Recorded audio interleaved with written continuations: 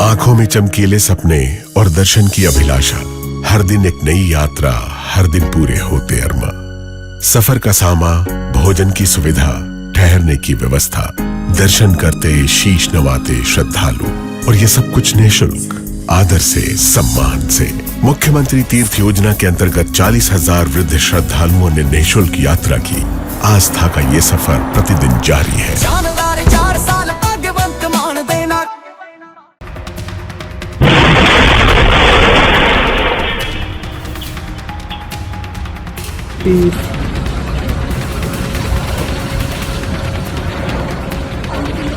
مسيرة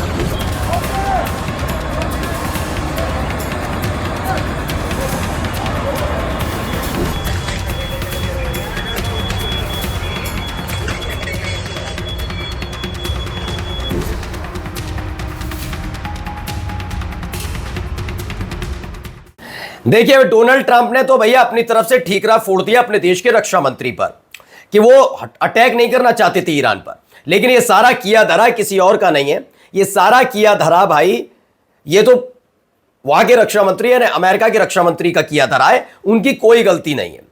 इसके बाद आगे आए रक्षा मंत्री, उन्होंने ज्ञान दे दिया, उन्होंने ज्ञान दिया कि हम तो बमों के साथ ही बात करते हैं, जानते हैं, हेकड़ी दिखा रहे थे।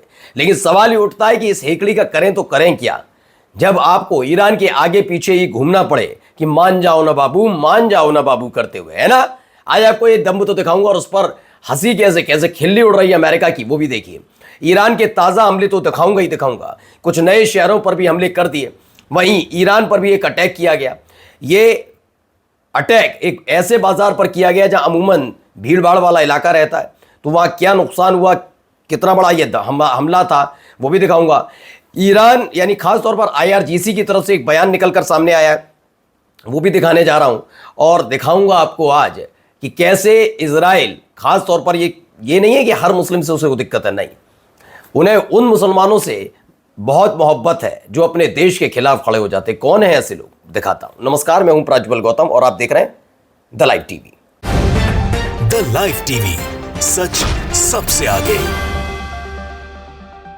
सबसे पहले ये खबर देखिए। Well, thank you, Mr. President. You're spot on. Never in history has a modern military, Iran had a modern military, a modern navy, a modern air force, modern air defenses, leadership, massive bunker. Never has a modern military been so rapidly and historically obliterated, defeated from day one with overwhelming firepower. The air campaign that we've conducted, that Israel's conducted alongside us, was one for the history books, truly.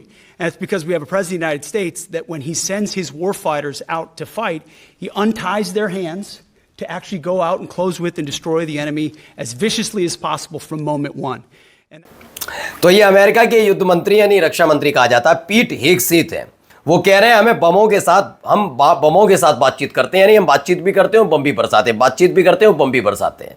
सही बात है, बमों से बातचीत का दम भरने का क्या फायदा कि 15 सूत्रीय शांति प्रस्ताव लेकर ईरान के पीछे पीछे घूमना पड़ रहा है कि बात मान जाओ हमारी, और ऐसे ऐसे प्रस्ताव हैं जिसका कोई लेना देना उसमें से निकलकर सामने नहीं आएगा। चलिए पहले हिजबुल्लाह की तरफ से किया गया अटैक दिखाता हूं। इसी बीच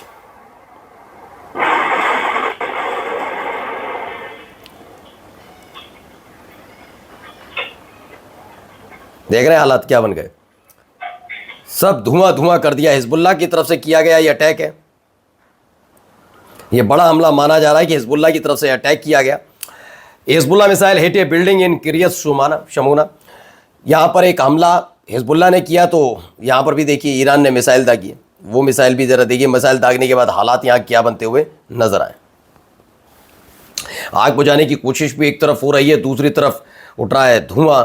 ये बर्शिवा में किया गया हमला माना जा रहा है, बड़ा है, नेगेव रीजन है, वहाँ पर हमला हुआ है और उस हमले में कितना नुकसान हुआ है वो तस्वीरों को देखकर, वैसे आप वीडियोस को देखकर अंदाज़ा भी लगा सकते हैं कितने फीट ऊपर तक धुआं उठ रहा है।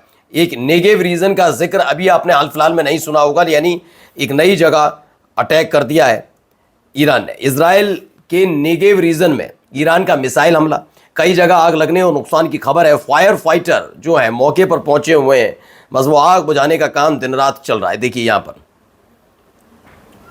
ये बर्शिवा का वही इलाका है जहाँ पर आग लगी और आप कितने फीट ऊपर तक ये धुआं उठ रहा है आप अंदाजा लगा सकते हैं, कितने फीट ऊपर तक। मतलब हालात वहां पर किस कदर बिगड़ चुके हैं ये अंदाजा आप इन तस्वीरों के जरिए लगा सकते हैं। देखिए तस्वीर भी इसकी निकल कर आई, ये बर्शिवा के बारे में तो आप जानते होंगे, पिछले साल जब जून में हुआ था युद्ध 12 दिन तक, जब अमेरिका ने कहा था कि आप सीज फायर कर लो, युद्ध विराम कर लो, ईरान ने कहा नहीं अब हम अपनी शर्तों में करेंगे, और 24 घंटे तक इसी शहर को बर्शिवा को दहला कर रखा था ईरान ने। A large fire has broken out a warehouse in Beersheba Israel, ये कहा जा रहा है बर्शिवा पर हमला हुआ है। फिलहाल अभी दावा है इजराइल की मीडिया का कि भाई कुछ क्लियर नहीं है ये हमला है क्या है, क्योंकि किसी भी तरह का कोई सायरन नहीं बजा, किसी तरह की कोई बात नहीं, और अचानक से ये धमाके के साथ ऐसे आग लग गई। अब आइए अगली खबर देखिए, एक और खबर, यहां पर भी आग लगी हुई है, ये भी एक भारी नुकसान।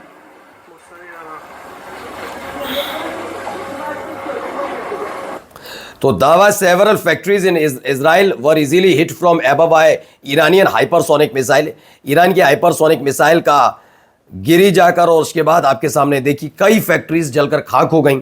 इसमें बहुत नुकसान इजराइल का भी और इजराइलियों का हुआ है। ये भी देखिए एक और तस्वीर निकलकर सामने आई, ये देखिए यहां क्या हो रहा, तेल अवीव पर यह स्ट्राइक की खबर है।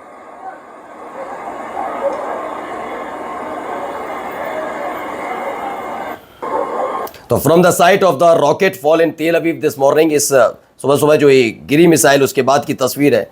यहां पर भी देखिए 3 बिल्डिंग पूरी तरह से तबाह हो गई, ये तेल अवीव से निकली वीडियो है।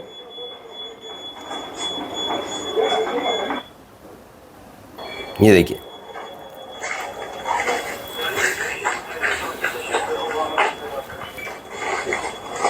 तो भीषण तबाही, at least 3 buildings were destroyed in Tel Aviv's main square. Israel believe Iran is using a new type of cluster missile with 400 kilogram warhead. इसके साथ ये हमला हुआ और भारी नुकसान। यहां पर भी एक और देखिए, एक और खबर निकली,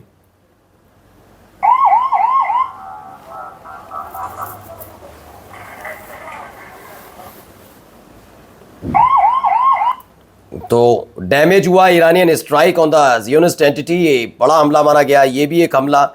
अब देखिए ईरान पर भी अटैक हुआ है, ऐसा नहीं सिर्फ इजराइल ही युद्ध की दंश झेल रहा है, यहां पर भी है।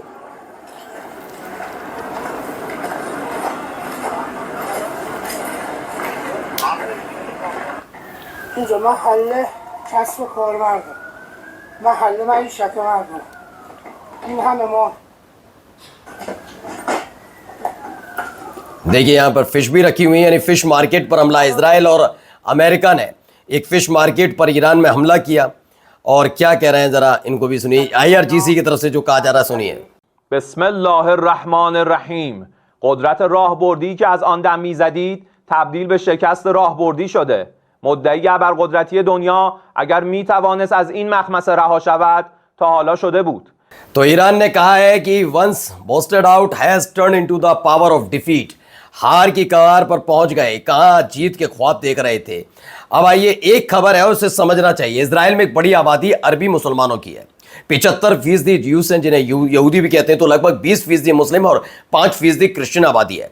वीडियो में जिस इलाके को आप देख रहे हैं, ये वीडियो जो दिखाता मैं आपको चल रहा हूं, ये वह 100% मुस्लिम इलाके हैं। यहाँ द्रूज समुदाय के लोग रहते हैं। द्रूज कौन है मैं बताऊंगा। द्रूज कौन है? मुसलमानों में सबसे भरोसेमंद यूस इनको ही मानते हैं। इजराइल की सेना में काफ़ी संख्या में इस समुदाय के लोग हैं, और सीरिया में भी इजराइल इनके हक में की लड़ाई लड़ता है। दुनिया बहुत कॉम्प्लिकेटेड भाई, सही बात है। आप समझिए ड्रूज कौन है।